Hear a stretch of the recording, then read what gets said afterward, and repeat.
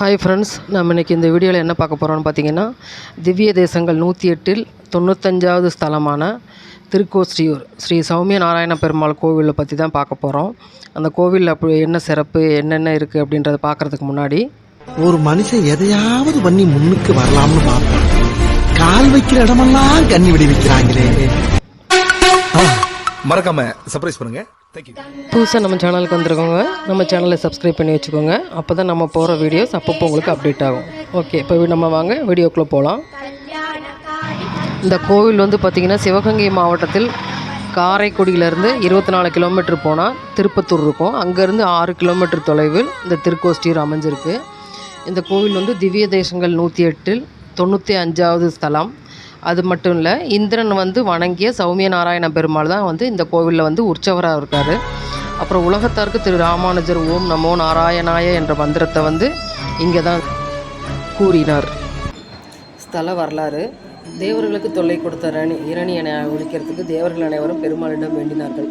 அப்போ வந்து மும்மூர்த்திகள் தேவர்களோடு சேர்ந்து இந்த தலத்தில் வந்து சேர்ந்து கலந்து ஆலோசித்து இரணியனை கொள்றதுக்கு முடிவு பண்ணாங்க. அப்போ வந்து நான் நரசிம்ம அவதாரம் கொள்ள போகிறதா பெருமாள் சொன்னார்.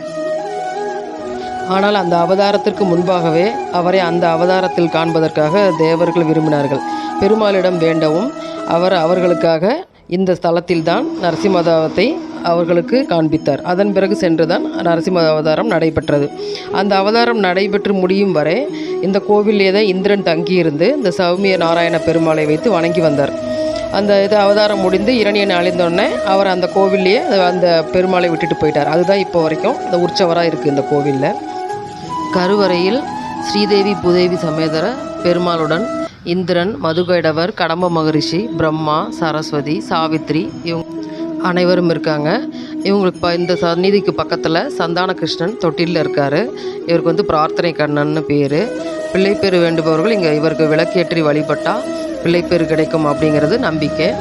அப்புறம் சில கோவில்களில் மட்டும் காணப்படுற அஷ்டாங்க விமானம் இந்த கோவிலில் இருக்குது. அதுதான் இந்த கோவிலோட ஸ்பெஷலு. அந்த அஷ்டாங்க விமானத்திற்கு வலப்பக்கம் நரசிம்மர் இருக்கார்.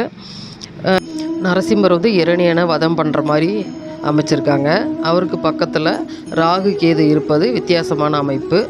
மேலும் கோவில் முகப்பில் பார்த்திங்கன்னா சுயம்புலிங்கம் ஒன்றும் இருக்குது.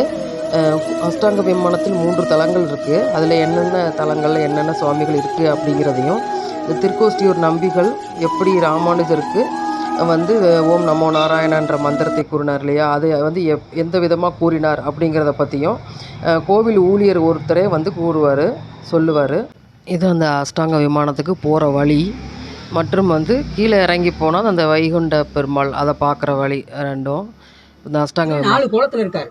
என்ட்ரன்ஸில் உள்ள வரும்போது பூலோகத்தில் நர்த்தன கிருஷ்ணன் புல்லாங்குழல் வாசித்து பாமா ருக்மணியோட கூத்தாடுற கிருஷ்ணா இருப்பார்.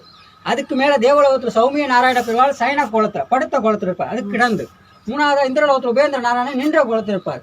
கடைசியாக வைகுண்டத்தில் பரமபுதனார் அமர்ந்த கோலத்தில் இருக்கார். 108 திருப்பதியில் 2 திருப்பதி மட்டும் நம்ம பார்க்க முடியாது. ஒன்று வைகுண்டம், இன்னொன்று திருப்பார்கடல். ரெண்டுமே பூமியில் கிடையாது. ஆனால் திருக்கோஷில் அது ரெண்டுமே பார்க்கலாம். மேலே பார்த்த வைகுண்ட பெருமாள் தான் பூலோக வைகுண்டம். கீழே சயனத்தை படுத்திருக்காருல பெருமாள், அதான் திருப்பார்கடல் சயனம். ஸ்ரீரங்கத்தில் ரங்கநாதர் மட்டும் படுத்திருப்பாரு. இங்கே பின்னாடி ஸ்ரீதேவி பூமாதேவி 2 பேர் இருப்பாங்க. இது திருப்பார்கடல் சயனம், அது அனந்த சயனம். இவர் தான் ராமானுஜர். இது அவரோட குரு திருக்கோஷ்டியூர் நம்பிகள். இங்கே இருந்து தான் ஓம் நமோ நாராயணாய அப்படிங்கிற மந்திரத்தை உலகத்துக்கே உபதேசம் பண்ண இடம்.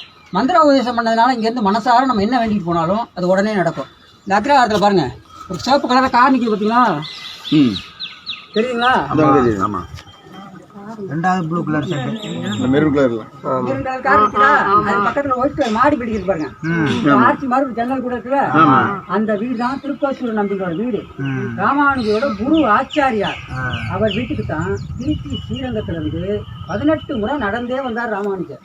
ஒவ்வொரு முறையும் அவர் வீட்டு கதவை தட்டி நான் ராமானுஜர் வந்திருக்கேனே சொல்லுவார். அதுக்கு அந்த குரு வீட்டுக்குள்ள இருந்துக்கிட்டு நான் செத்து நீ வா அப்படின்னு திருப்பி அனுப்பிடுவார். 17 முறை வந்து போயிடுவார். 18வது முறையாக வரும்போது தான் ஒரு விஷயத்தை யோசிப்பார். இந்த நான்கிற வார்த்தை இருக்குல்ல, நான் என்பது அலங்காரம் அப்படிங்கிறதுனால 18வது முறையாக வந்து அவர் வீட்டு கதவை தட்டி அடியேன் ராமானுஜன் வந்திருக்கேன்னு சொல்லுவார். அதுக்கப்புறம் தான் அந்த குரு கதவை திறந்து உள்ள அழைச்சிட்டு போவார். உனக்கு என்ன வேணும் அப்படின்னு கேட்பாரு. எனக்கு சகல செல்வங்களையும் கொடுத்து ஒரு மோட்சத்தையும் கொடுக்கக்கூடிய ஒரு மந்திரத்தை உபதேசம் பண்ணுங்க அப்படிம்பாரு. அந்த மந்திரத்தை நான் உபதேசம் பண்ணுறேன், வெளியே யாருக்கும் சொல்லக்கூடாது. அப்படி சொன்னீன்னா நீ நரகத்துக்கு தான் போவேன், இல்லைன்னா சொர்க்கத்துக்கு போவேன் பாரு. நான் யாருக்கும் சொல்ல மாட்டேன்னு சொன்னதுக்கப்புறம் ராமானுஜர் காதில் ஓம் நமோ நாராயணாய அப்படிங்கிற மந்திரத்தை 3 முறை சொல்லுவார். அந்த மந்திரத்தை கேட்ட அடுத்த நிமிஷம் ராமானுஜர் நேரம் இந்த கோயில் கோபுரத்தில் ஏறி நீங்களா நிற்கிற இதே இடத்துல இருந்து இதுக்கு கீழே இருக்கிற எல்லா மக்களையும் அழைச்சி வாங்க, யார் யாரெல்லாம் செல்வங்களையும் அடைஞ்சு மோட்சத்தையும் அடையணும்னு நினைக்கிறீங்களோ அவங்கெல்லாம் ஓம் நமோ நாராயணாய அப்படிங்கிற மந்திரத்தை 3 முறை மனசார சொல்லுங்க. உங்கள் வாழ்க்கையில் எல்லா கஷ்டமும் நீங்கி பலமான வாழ்க்கை அமையும். அப்படி மந்திரத்தை வெளியே சொல்லிடுவார். இது கேட்டவர் குரு, நான் அவ்வளோ தூரம் சொல்லியும் மந்திரத்தை வெளியே சொல்லிட்டியே, நீ நரகத்துக்கு தான் போவேன் அப்படிம்பாரு. இவ்வளோ மக்கள் சந்தோஷமாகவும் சுகமாக இருந்து நான் ஒருத்த மட்டும் நரகத்துக்கு போனால் பரவாயில்லைன்னு ராமானுஜர் சொல்லிடுவார். என்ன விட பெருந்தன்மையான மனசு உனக்கு இருக்கிறதுனால எம்பெருமானார் அப்படிங்கிற பட்டத்தை ராமானுஜர் கொடுத்து அப்படியே கட்டி அணைச்சிப்பார் இந்த குரு. ராமானுஜர் பிறந்த 1005 வருஷம் ஆகுது. 1000 வருஷத்துக்கு முன்னாடி சொல்ல மந்திரத்துக்கு இன்னைக்கு வரைக்கும் இருக்குது. இந்த கோவிலோட மூல மந்திரமே இந்த ஓம் நமோ நாராயணங்கள் தான். நீங்கள் உங்கள் மனசில் கஷ்டங்கள் குறைகள் வேண்டுதல் இருந்துச்சுன்னா மனசில் நினச்சிட்டு அவர் மந்திர உபதேசம் இதே இடத்துல இருந்து அவர் சொன்ன மந்திரத்தை 3 முறை சொல்லி வேண்டிட்டு போங்க. என்ன காரியமாக அந்த கோயிலில் வேண்டியிருக்கணும் அந்த காரியங்கள் அனைத்தும் செய்யணும். மற்றும் இந்த கோவிலில் மாசிமக தெப்போற்சவம் ரொம்ப விமரிசையாக பண்ணுவாங்க. அந்த மாசிமக தெப்பத்துக்கு வந்து நிறைய பேர் வந்து விளக்கு வைப்பாங்க. எப்படின்னு பார்த்தீங்கன்னா, அவங்க ஏற்கனவே கோவிலில் வேண்டிட்டு போயிருப்பாங்க. அந்த வேண்டுதல் நிறைவேறணும்னா வந்து விளக்கு வச்சு வழிபடுவாங்க. அப்படி விளக்கு வச்சு வழிபடுற விளக்கை திரும்ப வேண்டுதல் வைக்கிறவங்க அந்த விளக்கை அணைஞ்சோடனே 2 விளக்கை எடுத்துகிட்டு போய் அவங்களுக்கு ஒரு வேண்டுதல் இருக்கும் இல்லையா, வீட்டில் வந்து பூஜை அறையில் அந்த விளக்கையும் ₹1 காசு துளசி எல்லாம் வச்சு வழிபடுவாங்க. 1 வருஷம் வழிபடுவாங்க. வழிபடுறதுக்குள்ள கண்டிப்பாக அந்த பிரார்த்தனை நிறைவேறினோன்னே திரும்ப அவங்க வந்து 2 விளக்கு எடுத்துகிட்டு போனதுக்கு மறுபடியும் அவங்க வந்து ஒரு 5 விளக்கு 7 விளக்கு 11 21 அந்த மாதிரி எண்ணிக்கையில் வந்து திரும்ப இதே மாதிரி தெப்பத்தில் வந்து விட்டுருவாங்க அந்த விளக்கை. அப்படி தெப்பத்தில் தான் விடணும்னு இல்லை, சாதாரண நாட்களில் கூட விடலாம். தெப்பத்துக்கு போக முடியாதவங்க உங்களால் முடிஞ்ச நாளன்னைக்கு கோவிலுக்கு போய் அங்கே சிவாச்சாரியர்கள்கிட்ட கேட்டால் விளக்கு எடுக்கவும் விளக்கை திரும்ப ஒப்படைக்கவும் எந்த நாளையும் நம்ம வந்து போய்க்கலாம். இது வந்து அனுபவத்தில் கண்ட பலன். எனக்கு குழந்தை கிடைக்கிறதுக்கு எங்கள் மாமியார் அந்த கோவிலில் வேண்டியிருந்தாங்க. விளக்கு வாங்கி வச்சு ரொம்ப வருஷம் அந்த வேண்டுதல் செலுத்த முடியாமல் கொஞ்சம் வருஷத்துக்கு முன்னாடி தான் நான் போய் திரும்ப அந்த விளக்கை வந்து செலுத்திட்டு வந்தேன். அனைவருக்கும் சௌமிய நாராயண பெருமாளின் அருள் கிடைக்கட்டும். நன்றி.